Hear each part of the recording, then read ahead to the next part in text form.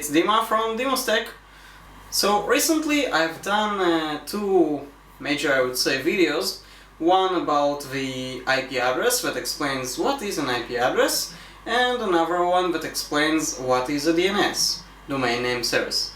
So today is the major, let's call it a lesson, that I wanted to start with, which is the host file.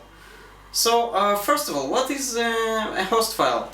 Now, as I explained, when you enter, for example, demostech.net on your browser, Google Chrome, Firefox, Internet, oh yeah, that's not an internet browser, sorry, one of those, or any other.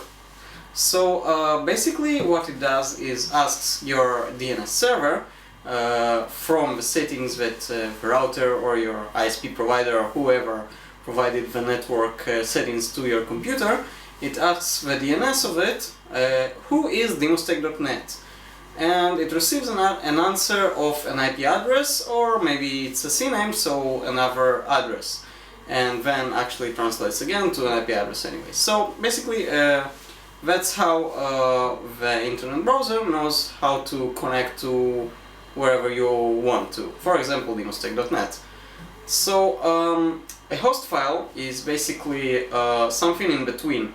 Before your computer asks the DNS server, it has a few other steps. First of all, it checks if it has it in the cache. So if you visit demostech.net constantly, for example, I hope you do, although I wouldn't say that you don't. I know I don't update that much. But if you do, your computer will remember for some amount of time in its cache who is demostech.net. The resolve of the DNS, it will remember the IP address. So basically, instead of going to the DNS, waiting for an answer, receiving an answer and processing it, it will just see in the cache, on your local cache on your computer, and get it, and that's it. So that's one of the ways, by the way, why the second time you enter to a site, it's quicker. Another thing, of course, not only your DNS resolvent is in the cache, but also the files of, for example, the images of a site and etc. But if there is nothing in the cache, your computer will go, first of all, before it goes to the DNS, to a host file. What is a host file? If you are using Windows, it's c/windows/system32/drivers/etc and hosts. Now this file includes, basically originally it's pretty much empty, but basically what it does, it includes an IP address and a translation of an address. For example, as I'll show you in a moment, you will see that I'm adding an IP address for demostech.net, and instead of continuing to asking the DNS server who is demostech.net, first of all your computer will check in the host file. Now it's the same for, I think, every operating system that I ever encountered, Linux, Android, even Apple actually. Although in Apple, I'm not sure how you actually, from your iOS device, for example, from iPhone, how do you get to your host file, or how do you edit it? By the way, guys, if you know how to do that without rooting your iPhone, however iPhone users call it, if you know how to do that, please write to me, because I would really like to use that method. This is for work. Anyway, it goes the same for every OS. You have a host file, and before the OS will ask the DNS server, it will ask the host file. Now, you might have seen many people do that in order to block, for example, Facebook or YouTube in, I would call it, not a professional way, but it works. If somebody doesn't know about the host file, and you add, for example, the local address, which is the loopback address, I would call it, which is 127.0.0.1, for example, and facebook.com, so basically whenever you enter to facebook.com, you will receive nothing, because your computer will try to reach facebook.com on the address 127.0.0.1. Basically, that's what a host file does.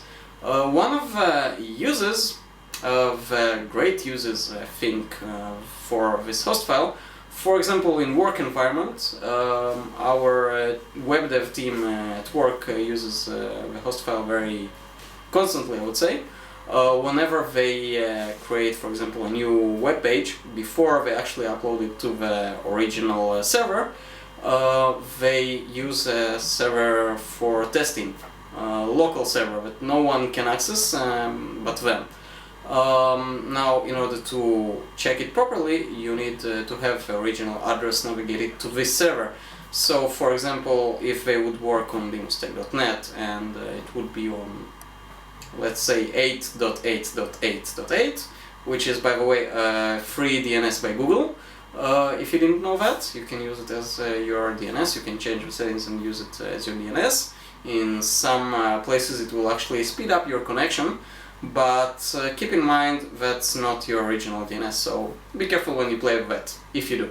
But let's say, for example, it would be demostech.net, so someone that's developing a new web page for me, for example, wants to check this new page first of all on a test server, and the test server is locally, for example, 192.168.1.5, I don't know, whatever. He will want, of course, to navigate to it by demostech.net, so he can enter it to his host file, and then his computer will think that demostech.net is on that local server, not out, as I said, as an example, 8.8.8.8. Again, this one is not demostech.net, it's a DNS by Google, so don't think I own this IP address. Of course not. Anyway, that's basically how a host file works, that's how you should use it. I'm pretty sure there are other uses to it. For example, I remember when I was a kid, I would say, there were some apps that tried to check their license online, and if you wanted to bypass that, no, again, don't do this, it's illegal, buy your software. But I remember that there were a few apps that if you want to pass it, you would actually add their domain of that company in your host file and your loopback address 127.0.0.1, and that's it. You can bypass it won't be able to check the license. But again, today you won't find any app that will be fooled by that. Trust me, there is no app. Anyway, I will now show you how to work with a host file. I will show you an example on my computer with demostech.net. What I'll do is actually navigate this demostech.net from my original. Now again, I don't have an IP. Keep in mind, demostech.net actually navigates to Google's Blogger, and then it navigates to the blogging system, and it has demostech.net registered there. So I don't own any IP address there, but I will show you the host file that will be navigated to Google's address, actually to Google itself, and you'll see that when I enter demostech.net with the host file edited, it will actually go to Google. Now keep in mind that if I would, for example, add that demostech.net is Facebook's IP address, it wouldn't work. You wouldn't see when I enter demostech.net that it loads Facebook. Why is it? Basically, there are most I would say websites you cannot enter by their IP address. They have a specific domain name, for example facebook.com, that you can enter to it. If you enter the IP address, you won't get the page. One of the reasons is, for example, the same IP of facebook.com might own facebook.com, but it might have also touch.facebook.com, which is your mobile version of Facebook. So the server won't know what to give you, what answer should it give, because it doesn't know what it wants. That's why you wouldn't get any answer actually. It will just show you in an error about the URL. So let's go ahead and I'll show you an example with the host file. First of all, as I told you, your host file is on C, Windows, System32, drivers, etc. Now, basically this is your host file. There are other files, please do not touch them if you don't know what they are. Anyway, we're going to check only the host file this time. So basically, by default, the host file doesn't have any extension. It's not host.txt or whatever, but basically you can open it with any TXT editor that you like, as you will see in a moment, or you can see in the background. I use Notepad++, but basically you just left press your mouse key and open with or whatever you prefer. Anyway, let's go ahead to the host file itself.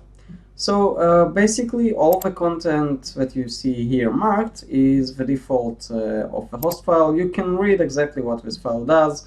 You can get an example. For example, here you can see that they give an IP address and reservation to whatever you need. In this time it's rhino.acme.com, whatever. And another example for almost the same thing. As you can see, this is also the same domain but a different subdomain. So this is X and this is Rhino. Yeah, now this thing works as I told you. If you want to block something, you can use it with your loopback address, and same goes for IPv6. You can do the same for IPv6. As you can see, I already added.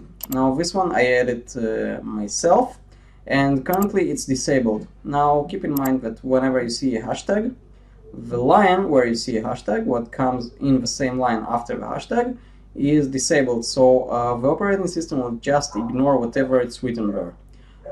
So for example, here, as you can see, it's hashtagged right now.